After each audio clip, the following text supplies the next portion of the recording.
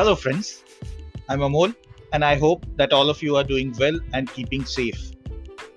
In today's episode of Sunday Boosters, we will discuss the termination clause and understand the interdependencies of various clauses on it so that no loose ends remain in the contract. A termination clause in a commercial contract primarily provides for the following: A. Exit mechanism for a party to the contract, that is, termination for cause or for convenience. B. Mechanism to automatically end the contract under certain specific circumstances. And C. Termination by efflux of time. On the other hand, a comprehensive termination clause also deals with certain issues which are dependent on termination. A suggestive list of such issues can be procedure for termination, obligations post termination. Examples are confidentiality, third party claims, etc. Treatment of rights that have accrued to the parties prior to the termination. Also, exceptional circumstances under which procedures, obligations, and rights may be treated slightly differently. Say, for example, forfeiture of guarantee money, injunctive rights, so on and so forth, and certain rights in cases of termination by efflux of time. Those rights can be ROFR, RTM, etc. Now let us try and analyze these important aspects relating to the termination clause one by one. Let's see the types of terminations first. First and foremost is termination by efflux of time. Now, in cases where contract defines a specific term or tenure for the contract, and termination happens automatically once the term is over, such termination is called termination by efflux of time. The second one is termination for convenience. The parties to the contract may want to reserve their rights to terminate without assigning any reason for termination to the other party. Since such a termination is called as termination for convenience because there's no reason that the party is assigning it, it's simple termination. The third type may be termination for cause. Now, in contracts where parties reserve certain rights for them to terminate the contract under certain specific circumstances, such as breach of representation, breach of warranties, or covenants by the counterparty. So, a termination where contract is called off by one of the parties for certain specific reasons is called as termination for cause. Typically, a termination clause covers variety of aspects relating to termination so that all the rights, obligations are adequately covered and termination does not leave any loose ends for any of the parties. Now, let us analyze what are those clauses which deal with specific aspects related to the termination. The first is procedure for termination. Now, most of the times, contract clearly defines the procedures to be followed by a party to terminate the contract. Some of the important things that are covered in these procedures are notice of termination, when it can be served, how long the notice has to be given, and to whom it needs to be served. There can also be time period within which confidential information needs to be returned, destroyed, and certificate of destruction is to be given. The clauses which are relating to time period to complete the payment obligations of the rights which are already accrued. So these are the procedural things which are prescribed in termination clause. The second one is obligation post termination. There may be occasions when some of the obligations may continue beyond the termination of the contract and they need to be categorically covered in additional obligations post termination clauses. Some of the examples of this may be what are the confidentiality obligations of the party, whether they continue, if yes, then for how long, and what are the consequences of breach.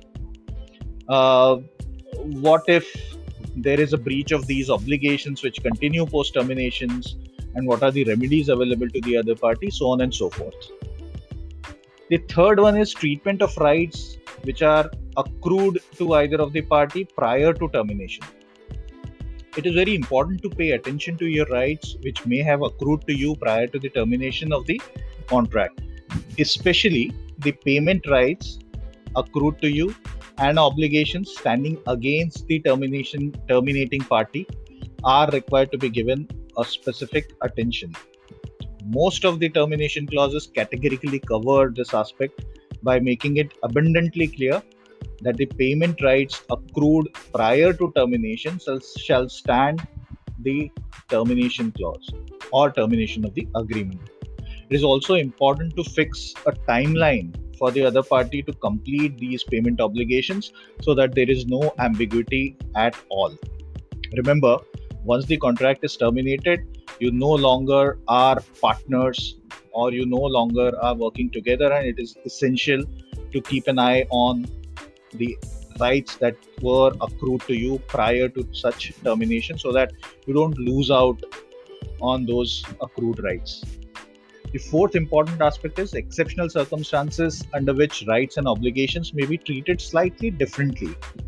Now, sometimes parties may, especially in cases where termination is on account of breach by the other party, want to treat the rights and obligations slightly differently.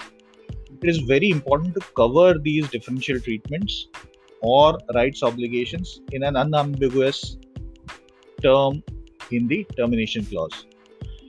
Now, some of the examples of this may be, say, forfeiture of guarantee or security money. Typically, in a contract, when the obligations are completed by a party, bank guarantees or security money is ideally returned. But in certain exceptional circumstances, you may want to forfeit those, or liquidation of bank guarantees, or allowing injunctive rights to the other party. These are some of the examples which you may want to create in a termination clause as exceptional rights or rights under exceptional circumstances. The next part which needs to be paid attention to is certain rights in case of termination by efflux of time. Now, everything went fine. Everything between the two parties went throughout the term of the contract went fine, and now contract is ending merely on account of efflux of time. So in cases where contracts are terminating on account of tenure getting over, parties may want to reserve certain rights so that they keep a possibility of new contract alive and secure some rights over their competitors. Some of the examples of these rights may be right of first refusal, which in common parlance is known as ROFR right, where one of the parties to the contract gets the right to receive the first offer of renewal, and only when it refuses to renew, the other party can go out seeking other alliances.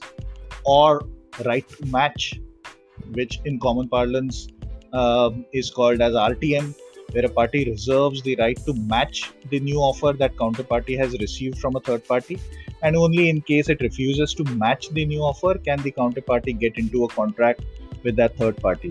Now, these are the rights that you may want to create when a contract is ending on a happy note and merely ending because of the efflux of time.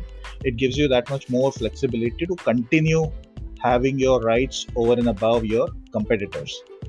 So we saw that a clause as simple as termination may have varied aspects and angles that may need careful evaluation and drafting to make sure that the contract makes complete commercial sense even with termination.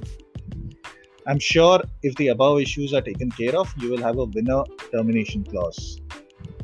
Just search for Lex Prudence, that is Lex LEX hyphen PRUDENCE, Lex Prudence, on your favorite podcast platform, Anchor, Spotify, Google Podcast, Breaker, or Radio Public, and listen, subscribe, and share.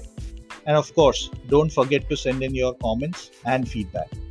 Have a great day and take good care of yourself. Goodbye.